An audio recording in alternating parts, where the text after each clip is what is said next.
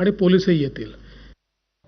करवीर निवासिनी श्री अंबाबाईच्या मूर्तीवर रासायनिक संवर्धन प्रक्रिया पूर्ण झाली। त्यामुळे आज सकाळपासून देवीच्या मूर्तीचं प्रत्यक्ष दर्शन भाविकांना घेता येत आहे।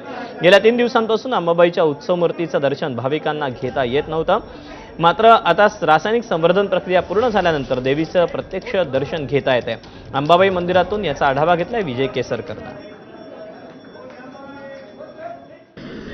करवीर निवासिनी श्री अंबाबाई देवीच्या मूर्तीवरती गेल्या 3 दिवसांपासून रासायनिक संवर्धन प्रक्रिया सुरू होती। त्यामुळे देवीचं प्रत्यक्ष दर्शन आहे ते या ठिकाणी घेता येत नव्हतं। उत्सव मूर्तीचं दर्शन आहे ते भाविकांना घेता येत होतं। मात्र आज सकाळपासून देवीच्या मूर्तीचं प्रत्यक्ष दर्शन आहे ते भाविकांना घेता येत आहे।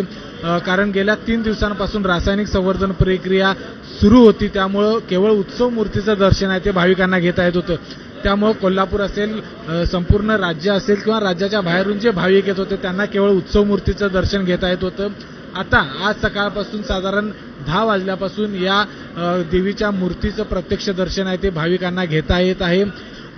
भाविक देखील खूप मोठ्या संख्येने या ठिकाणी अंबाबाई मंदिरामध्ये पोहोचल्याचं आपल्याला पाहायला मिळत आहे।